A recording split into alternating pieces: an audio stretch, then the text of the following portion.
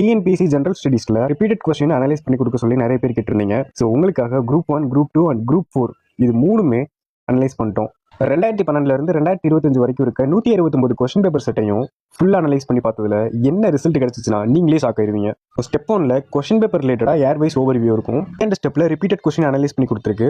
எக்ஸாக்டா இந்த question repeat ஆயிருக்கு, அதாவது 2 தடவைக்கு மேல ரிப்பீட் ஆயிருக்கு அப்படின்னு வந்திருக்கு. ஸோ அந்த கொஸ்டினோட வந்துருச்சு பாருங்களேன். Which of the following is not feature of GST அப்படின்றது 2024-2022 கேட்டிருக்காங்க. Topic economy, sub topic GST, difficulty level moderate. So third ஸ்டெப்ல வந்து ரிப்பீட்டட் பேட்டர்ன் அனலைஸ் பண்ணி கொடுத்துருக்கு.